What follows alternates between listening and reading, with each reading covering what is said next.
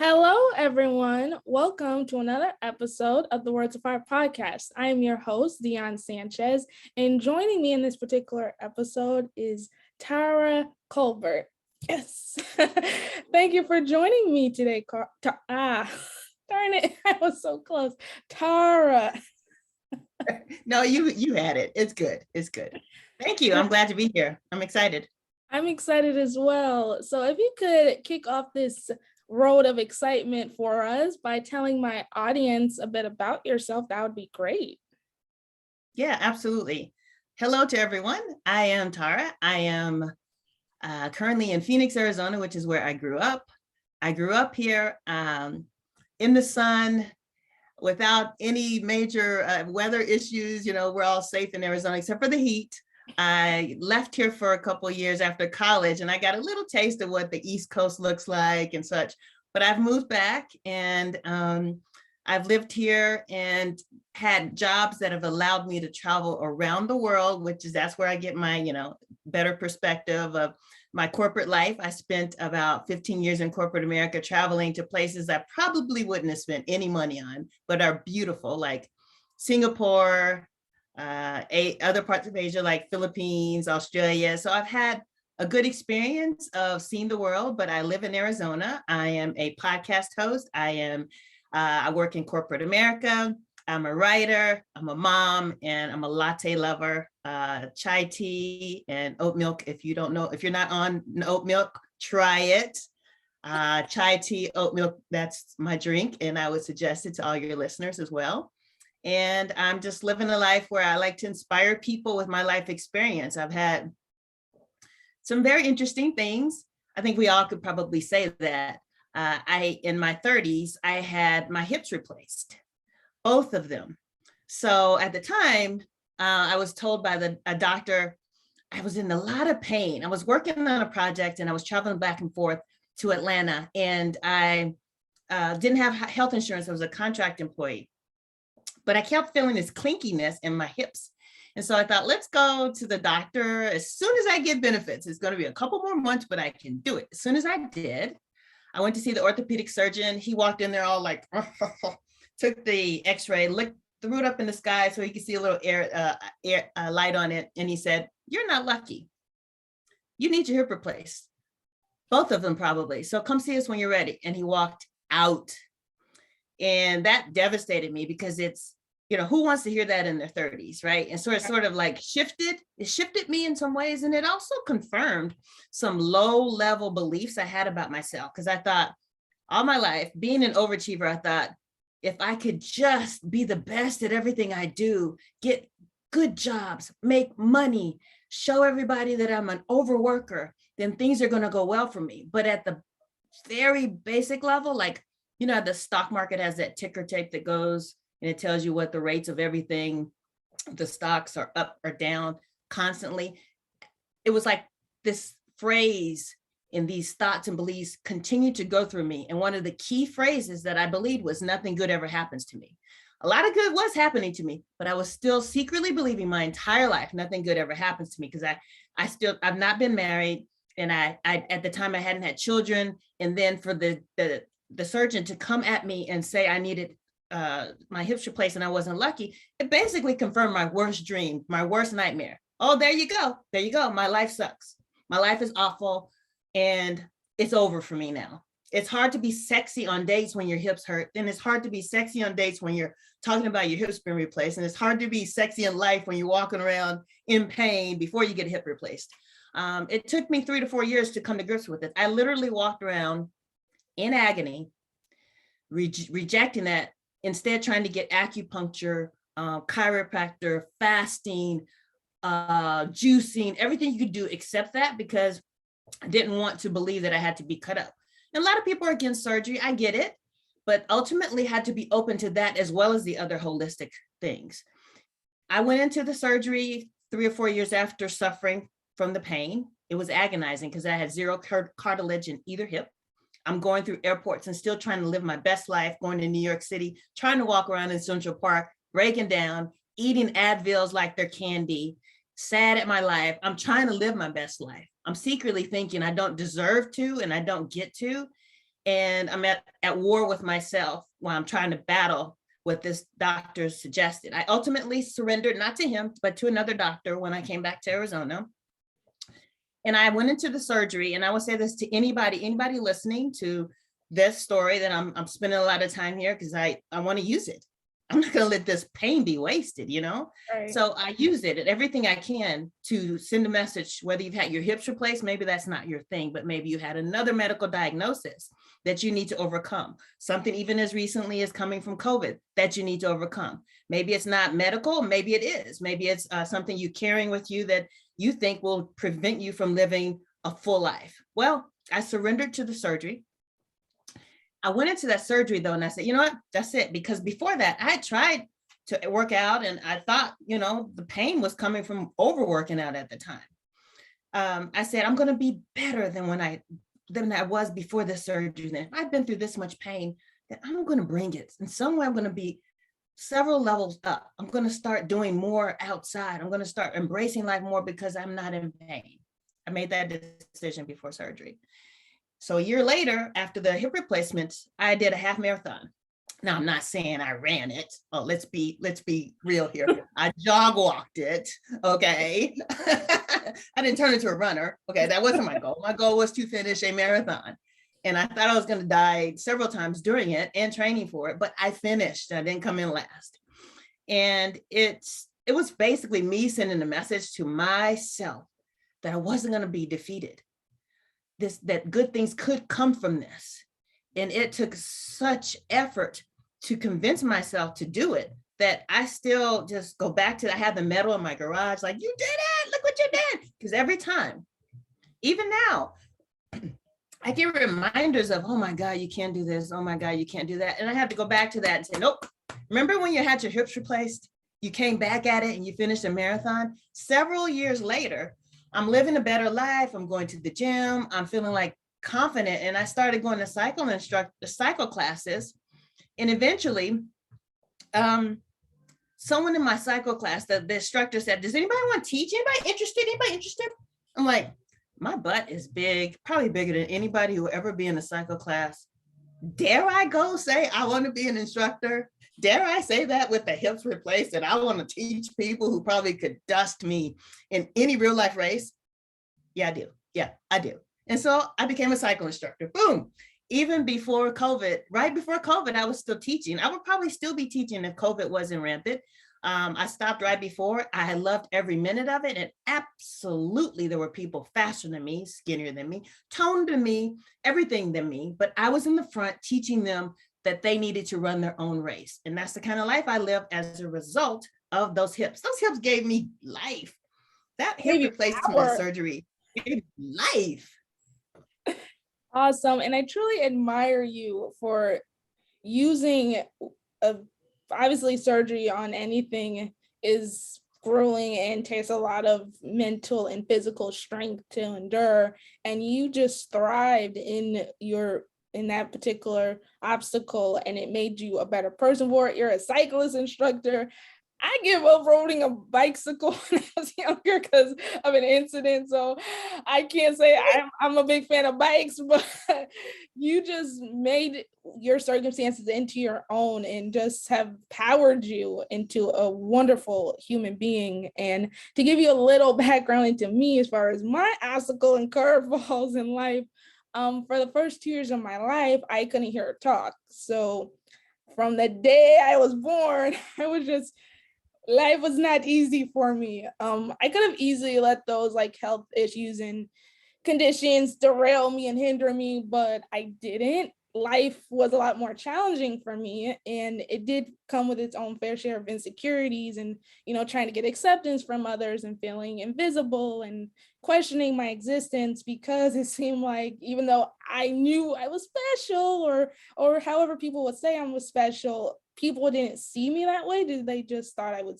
they just didn't want to be my friend. So that was its own can of worms that I had to endure, as far as getting others to accept me for who I am, and then realizing that there's nothing wrong with who I am. And that was its own set journey. But aside from that, I had to keep proving pretty much to everyone that, hey, I'm just as smart as everybody else. Yeah, some people learn how to tie their shoes at 5. I learned at 7, just to give you a concrete example as to how my cognitive development works. I believe that's the medical and technical term. I just had to prove to everybody I was just as smart, just as good. And that was an ongoing thing I had to overcome.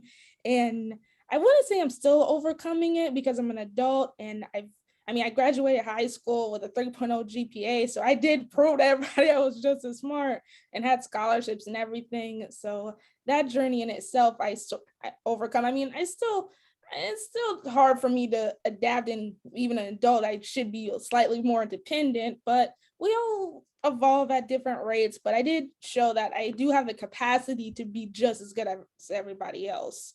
And as far as overcoming other curveballs and obstacles, you mentioned the pandemic, which has affected all of us to a degree. And unfortunately, we're still 2 years into it.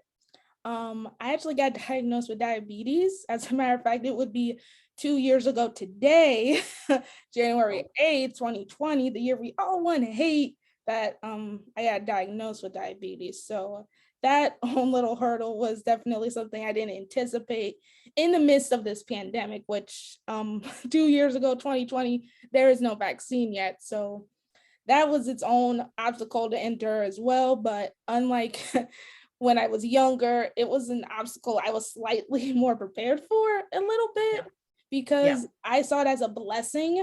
My family didn't think of it as a blessing right away because of what I just shared with you. And, oh, she's an adult. It seemed like her life is relatively easy at the moment. There's no more hurdles. And yet I get the biggest hurdle that's pretty much going to be a part of my life forever. And I have no, as far as I know, it's going to be a part of my life forever. Who knows what the future holds, but as far as I know, it's a part of my life and I can't take it back or change it. And I wouldn't want to change it because I could have died. Unfortunately, that's a real sad reality. But I'm still here. And if it wasn't for my diagnosis and all the parts God's placed in my life from that point forward, 2 years ago today, can't believe it's been 2 years, I wouldn't have ended up launching this podcast and having this awesome conversation with you. So wow, what an honor. This is a great day. It's like, it's symbolically speaking, this is you're a professional at dealing with curveballs. We have a baseball family. My brother and my nephew, he's 12, they are baseball fanatics. I'm always going to baseball games. I know what it's like to deal with curveballs. Curveballs are hard to hit, but when you can hit them, you're a baller and you're valuable to the team, you're in good company. And I admire Halle Berry's walk through diabetes. Obviously I don't know the details of it, but the way that they move through grace and choose how they view it. It sounds like you had to lead other people in your life to say, no, this is how we're going to look at it. This is how we're going to look at it. And that's the same thing you got to do for everything, every curveball, every obstacle, right? And it has to come from us. Like, I decide how I look at having my hips replaced. I would like to say that, I had a procedure done. Yes, it was my breasts. They were made bigger and I had the fat sucked out of here and here. But no, my story is about having my hips replaced, and that's not sexy. But that's empowered me in a way that I think, just like your life experience has been. I adopted my daughter in the middle of the pandemic last year via Zoom. We're like sitting in Zoom, probably in this office. Yep, we're in this office. Saying, yay, in the middle of the pandemic, I'm adopting my baby. I thought it was going to be a big party because I've waited so long, but I adopted her as a single mom. I have support from my family, but as a single mom, in this middle of this nastiness, this uncertainty, I adopted my daughter, and she has some medical conditions in her hands that require surgery. And they're going to require us to have a narrative that says she is good. She doesn't need approval. She doesn't need people to like the way her hands look. She doesn't need people to approve of the way her hands look. She doesn't need people to like anything about her because she's already liking herself. So look what God does. He gives me a daughter who I need to teach to be comfortable in her body from the beginning. So at 8 months, she came to me. At 3, we talk about it because you can notice that her hands look different. They're not average hands. But I have to teach her that she has to embrace it and say, That doesn't mean there's anything wrong here. So this past summer, we went through that narrative, and it was an obstacle that I don't know that I would be as prepared to overcome had I not been through my hip replacements. We walked through surgery. She had to have a surgery that would set her up to have more flexibility so she can comb her hair, drive cars, be that teenager and that young adult she needs to be with better usage of her hands. We spent time in ICU. We had to buckle down. I had to buckle down mentally and say, get ready. Don't think about COVID getting to you because you're going to spend 4 days in ICU. Get her ready.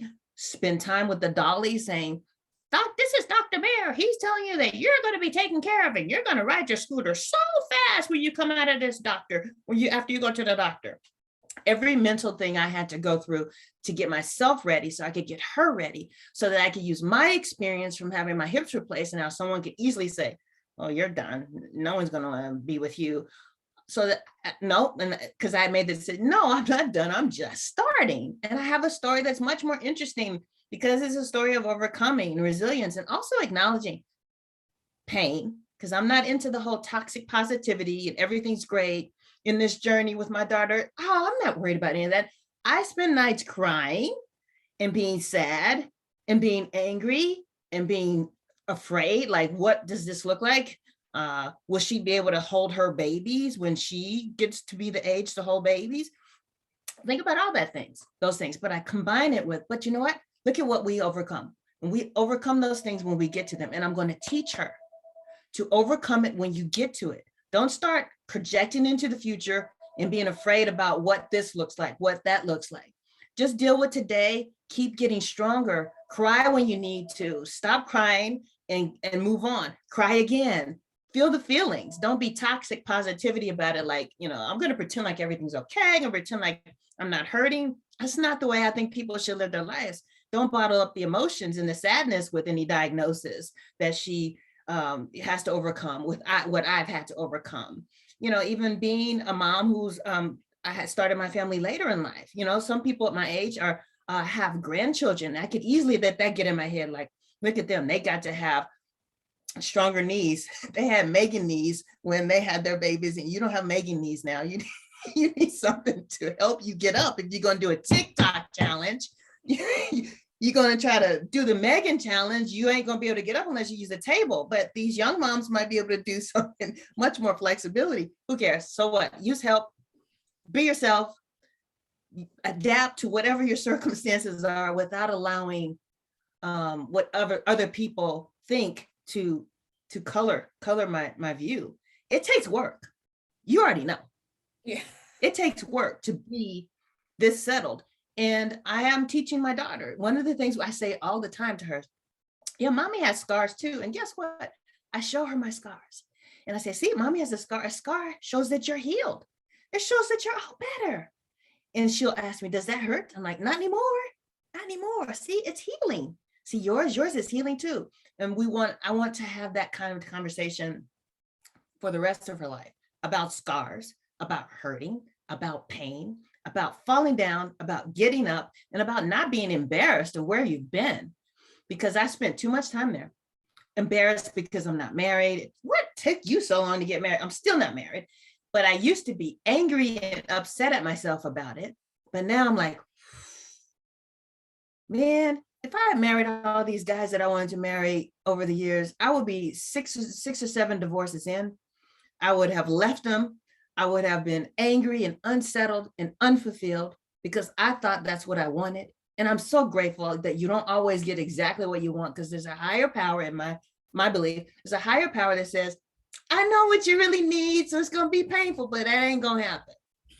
And I've lived that life, and I just sometimes laugh to myself, think, dang, the things that I really wanted at the time that I wanted, at the date that I wanted, at the season that I wanted.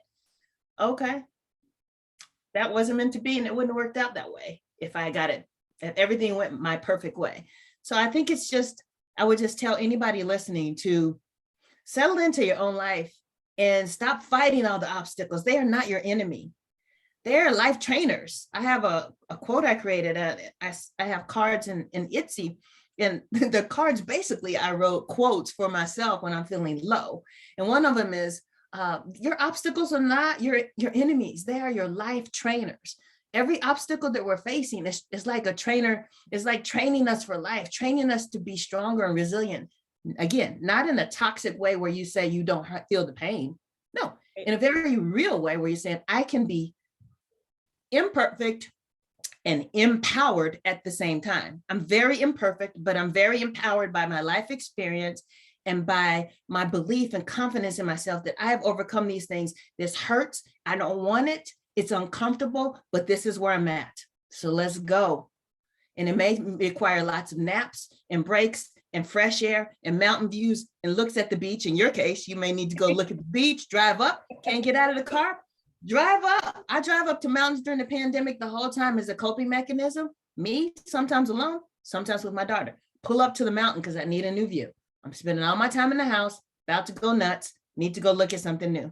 So I figured out, I don't have this house that I look at Architecture Digest. It's one of my favorite magazines for celebrity homes. And I was like, this is what Alicia Keys is looking at when she's in the pandemic. And this is what I'm looking at the pandemic. It makes me angry. So I'm like, let's not get angry. Let's just go create your own view. So I drive up the street because Arizona has a lot of mountains. And you know, if you're close to whatever is beautiful in your city, go to it, the park, the beach. So I drive up to the mountain and I pull up and they have parking spaces because people are hiking. I'm not hiking. I'm driving up to the parking space with a latte and I'm looking and I'm listening to music and I'm changing my perspective. I'm changing my view because I get to do that. And I have to do that because that may be where I need to process my emotions and say, I feel angry. I feel sad. I feel this, but I'm not going to deny that I can feel this and still be exactly where I'm supposed to be. And it takes constant work to keep reminding yourself that it's okay, that everything is not going your way does not mean you're in the wrong place. Absolutely. And I just love this conversation so much. And just how you're sharing the quotes and just, I'm just blown out the water, like, whoa. Oh, It's just, I just really admire your perspective and your story. And we do need to embrace that our scars are beautiful full-heartedly. And it is difficult to do that, but it is possible. Absolutely. It takes work. And if anybody that says that it doesn't, it's almost like you got to parent yourself. You have got to constantly have pep talks and check-ins and, you know, grab yourself by the collar. Hey, what did you just think? Why do you feel sad right now? Oh no, you're believing a lie, girl. You're believing a lie. So if that means you need to settle down and go do something you need to bring joy back in, you better do it. You better do it. So, you know, I mean, I have just so many different examples. I use the example of being single. It's not fun being single. I don't like it being single, no. But I've learned to embrace it. Like, I like me though. And if being single means that I'm not choosing someone out of desperation, but I'm liking myself, I know exactly the things that I like to do. I'm not lost in someone else's expectations of who I should be as a woman. You want a woman who doesn't have 6 holes in each ear? I'm not that girl. I got 6 here. I got 6 here. I got tattoos. I got braids. I got, you know, and if you don't like that, and that's okay. It's like, it's not an indictment saying I'm not good enough for you. It means we're not a match. Whereas before we were like, see, I'm not good enough and I never get down what I want because that relationship didn't go where it needs to be. Now I'm like, I like me. So I'm going to attract someone who is going to see me. And if I have to keep saying, hi, this is not working out, but it was really nice to meet you, that's perfectly fine. Just want to send that message to any woman in her 30s stressing because they ain't married yet. In their 20s, stressing because they ain't married yet, or they don't have anyone giving them $1 million for their birthday. Hey, it can happen, but just don't think that you're not worthy or not great exactly the way you are. Absolutely. So on to my own little personal gift to you, and that is the icebreaker segment. It's my favorite part. Let's do it. I'll start with the icebreaker question. If you had to come up with a title or chapter for where your life is at this precise moment, what would it be?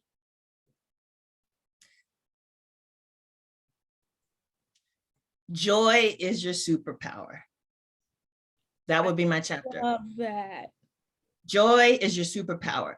Joy, to me, is different from happiness. See, joy is not saying I got to my weight goal, I got to my abs, I got my money, I got all the investments I need. You know, that's that. I'm not. Joy means you're not saying I'm happy because these milestones have been met. Joy is saying I like where I'm at despite these milestones not being met. I still find things to be happy about. Happiness is like I'll be happy when I'm this, when I'm that, when I'm that, when I'm that. I'll be happy. Joy is like, shoot, I can have a storm all around me and still be content and happy. And my version of happy is joy. It's not dependent on me having everything worked out for the businesses that I'm starting or the weight COVID weight that I'm losing. Joy is my superpower would be the chapter. Awesome. My chapter title would be, and this should become no surprise because I already shared pretty much my whole life story with you, obviously, and that is to be a warrior for change. I've undergone a lot of curveballs and obstacles and road bumps all across the board, and every crick and cranny or whatever else you want to use as an analogy in my life. And it hasn't been an easy road, and it's made me all the better person for it. So I think being a warrior really reflects and symbolizes who I am and is a real soul mission and has become a mantra for amplifying my podcast in a way, which is to use the power of my voice for good and to advocate for those who the world may have silenced their voice, but I'm not going to silence you. The world may not accept you, but I accept you. Like, I understand wholeheartedly what it's like to just think something's wrong with you and not be comfortable in your own skin, and we should. So I think that really reflects who I am right now in 2022 and from this point forward. So that's beautiful. It's absolutely beautiful. Thank you. So on to my last favorite part, because it's something I don't tell any of my guests ahead of time because it's lots of fun for me particularly, but it's going to be fun for you. And that is the icebreaker game. It is called Song Association. You don't have to be an avid singer. You can be a shower singer, a karaoke singer. You can even be a yodeler singer, although I still don't know how it's possible to yodel any of these words. Again, to all my listeners, if you can yodel any of these words, please don't hesitate to let me know. But until then, here's how it works.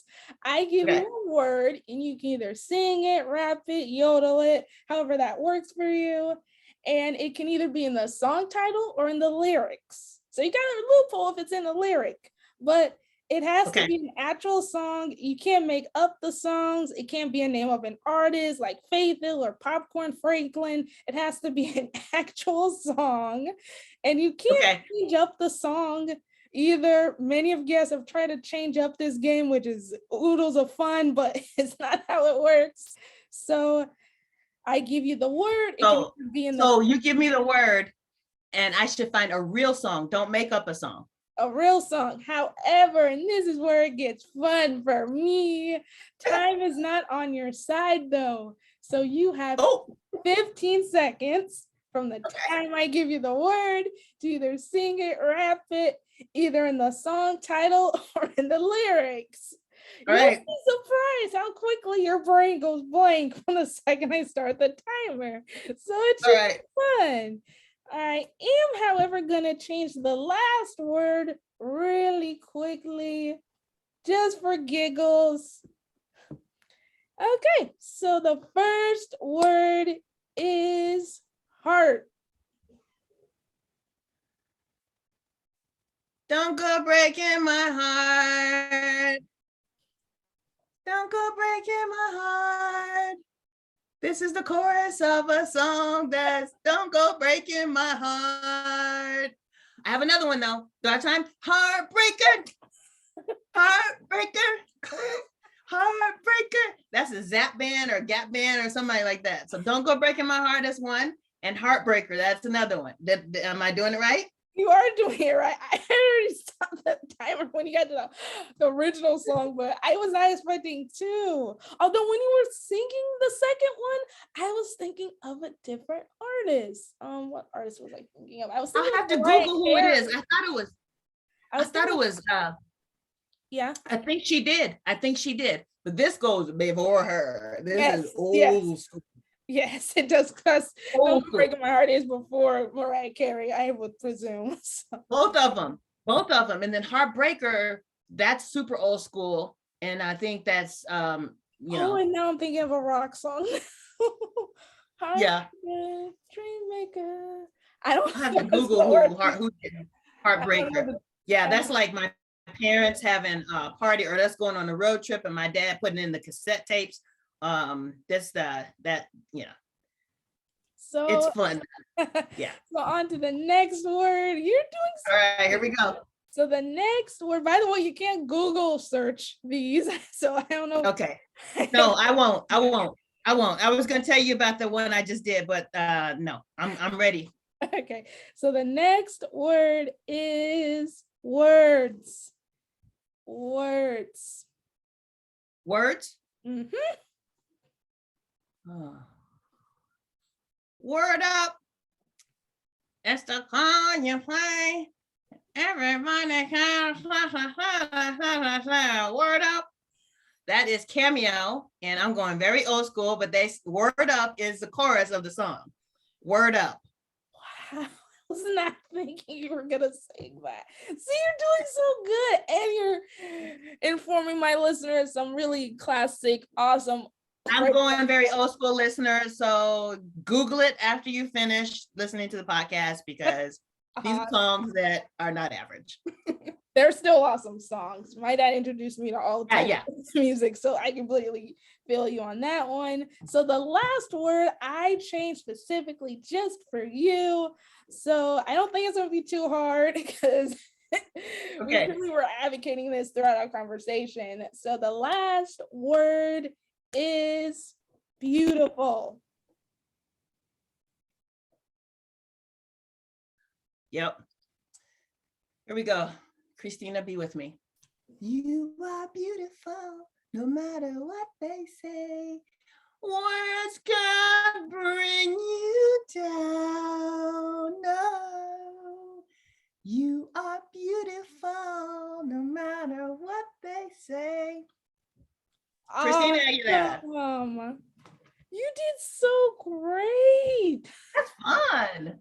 That's a good family game. I'm gonna have to write that down. I'm like really into family games. And so I'm gonna have to write that down. We'll have to do that as family nights. I literally just introduced this icebreaker game into this season. I never done it before until this season, and it's an idea I got from a YouTube video, and they've done like 10 seconds in like 5 songs or 10 songs, but I just did 3 words, 3 songs, really simple.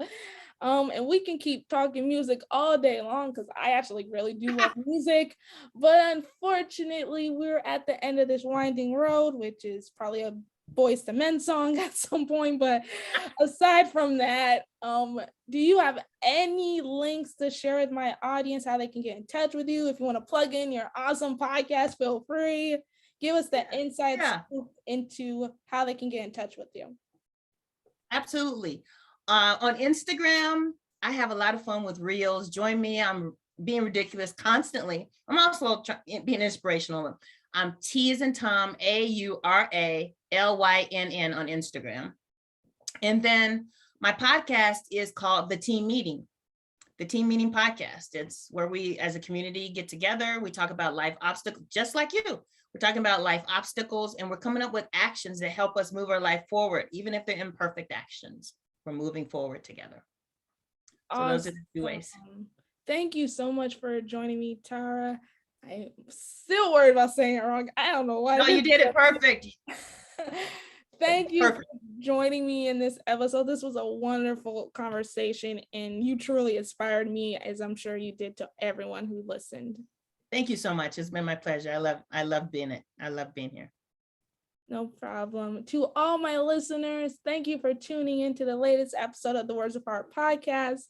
If you enjoyed this episode, if you want to share it, subscribe, retweet, Here are the following ways to do it on the following platforms. You can find us on Facebook at the Words of Art Podcast. We are also on YouTube under the same name, and wherever you listen to your podcast, Apple, Spotify, and Google. Please don't hesitate to leave a review or rating on Apple Podcasts. You can also leave a rating on Spotify. Wherever you leave reviews or ratings, don't hesitate to let me know your thoughts on any episode for that matter. And if you are tuning in from the moon, I've mentioned this in every single episode, and I'm not going to stop. If you are listening to it from the moon, let me know. I still want to make intergalactic broadcasting possible just for the nerdiness in me. And plus, it's 2022. Let's make it happen. But until then, for all of us here on planet Earth, I'm your host, Dion Sanchez. Thank you again for joining me, Taura Colbert.